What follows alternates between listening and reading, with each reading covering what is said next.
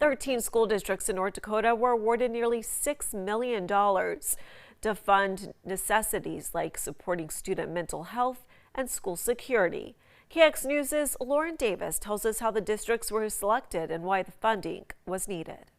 The federal Bipartisan Safer Communities Act allocated $4.83 million to the state for mental health and school security, and the North Dakota Department of Public Instruction supplemented nearly $1 million more in federal funds because of the strong grant demand from state schools. That brings the total to $5.93 million.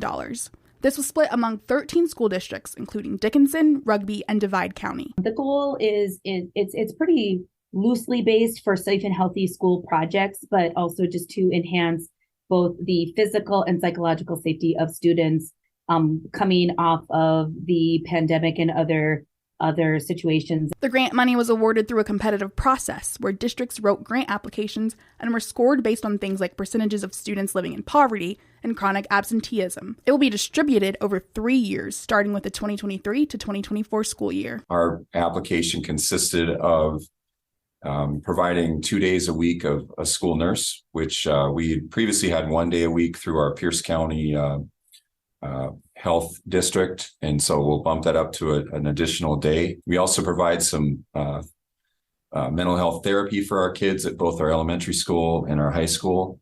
And we are hoping to use some of that grant funding to pay for that. Funding in the Rugby Public School District will also help hire a social worker, adding security cameras outside of schools, and professional development for staff. McNeff says these programs are important to be implemented for the nearly 600 K-12 students in the district. And I think we always want to make sure we owe it to our parents and our community to ensure that their children are safe when they enter our schools. North Dakota even received national recognition for its ability to get the grant money to the school districts. We actually heard from the U.S. Department of Education, Secretary Cardona himself, that he was very proud of North Dakota for being able to, as rapidly as possible, get these grant funds out to the districts that needed it the most. For KX News, I'm Lauren Davis.